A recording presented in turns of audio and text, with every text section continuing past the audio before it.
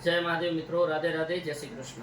आप सर्व मित्रों स्वागत है मारा यूट्यूब चैनल पर, जेना माध्यमथी ज्योतिष, वास्तुशास्त्र તેમજ અન્ય જીવન ઉપયોગી જે સુંદર મજાના વિષયો છે લઈને આપની સમક્ષ આપતો હોઉં છું। આજનો જે મારો વિષય છે આર્થિક સમસ્યાને લઈને છે કે ઘણી વખત ખૂબ પરમાત્માની કૃપાથી આપણે સારું કમાતા હોઈએ, માં લક્ષ્મીની સંપૂર્ણ કૃપા હોય, ધંધો વ્યવસાય સારો ચાલતો હોય, પણ તેમ છતાંય આર્થિક રીતે આપણે અત્યંત દુર્બળ હોઈએ છીએ કે જે મહેનત કરતા હોઈએ અને એ પ્રમાણે જે બચત થવી જોઈએ બચત થતી નથી, ઘરની અંદર બરકત રહેતી નથી। એક મહિનાથી સ્ટાર્ટ થયું હોય, જ્યાં બીજો મહિનો આવે ત્યાં સુધી કોઈ ને કોઈ પ્રકારે આર્થિક સમસ્યાઓ ઘેરી વળી હોય છે। એ પછી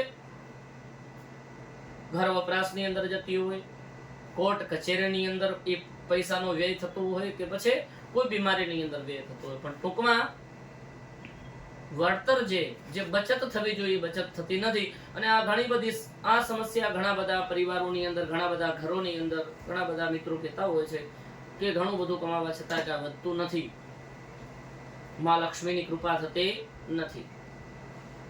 તો એના માટે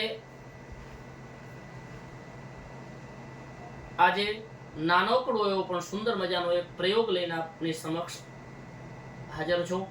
આ પ્રયોગ જો શ્રદ્ધાપૂર્વક, વિશ્વાસપૂર્વક કરવામાં આવશે તો માં લક્ષ્મીની કૃપાથી વ્યવસાયની અંદર પણ વૃદ્ધિ થશે અને જે બચત નથી થતી આ સમસ્યામાંથી પણ મુક્તિ મળશે। મિત્રો, આ સમય હવે જ્યારે અષાઢ મહિનો આવી રહ્યો છે ત્યારે એકમથી કરીને નવમ સુધીમાં તમે આ પ્રયોગ કરી શકશો। એમાં પણ જો નોમના દિવસે તમે આ પ્રયોગ કરશો તો એ વિશેષ કરીને સારું ફળ આપશે। પ્રયોગ એકદમ નાનકડો છે, એકદમ આસાન પણ છે। તો હવે જાણીએ શું કરવાનું છે। બીલીપત્ર જે ભગવાન મહાદેવજીને આપણે ચડાવીએ છીએ એ બીલીપત્રનો રસ કાઢી લેવાનો છે।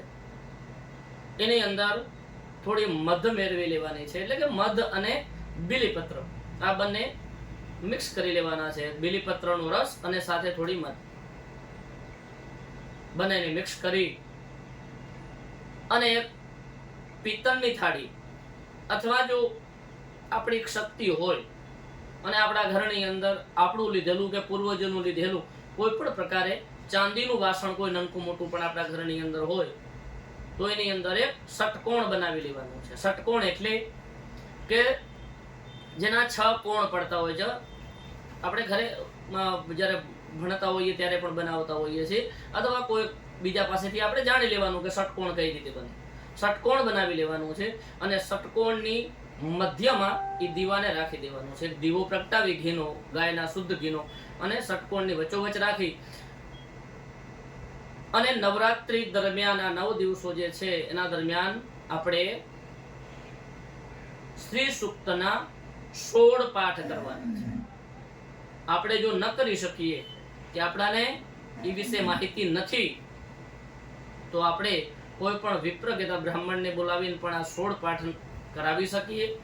અને એ પણ આપણી ક્ષમતા નથી, આપણે આવું પણ નથી કરાવી શકીએ તો છેવટે અત્યારે યુટ્યુબના માધ્યમથી અથવા તો કોઈ પણ પ્રકારે ટેપ રેકોર્ડર કે આપણી પાસે આવી કોઈ વ્યવસ્થા હોય તો એના દ્વારા પણ આપણે 16 વખત એને શ્રવણ કરવાનું છે, મનોમનભાવ કરવાનો છે કે આપણે આ પાઠ કરતા હોઈએ। મિત્રો, એકદમ આસાન પ્રયોગ છે, એક વખત તમે કરી જુઓ, આનું એટલું બધું સુંદર અને સારું પરિણામ મળશે કે વ્યવસાય જો નહીં ચાલતો હોય તો એની અંદર પણ તમને અચાનક અને અપ્રત્યાશિત પરિણામ મળશે, એટલે સુંદર પરિણામ મળશે।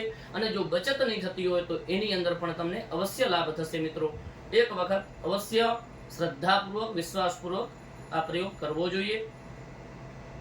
મિત્રો, જો વિડીયો પસંદ પડે તો લાઈક કરજો, આપના મિત્રોને શેર કરજો, મારા ચેનલને સબસ્ક્રાઇબ કરજો, જેથી કરીને આવા જ સુંદર મજાના એકદમ સરળ પ્રયોગો આપની સમક્ષ આપતો રહું, આપને આ મળતા રહે।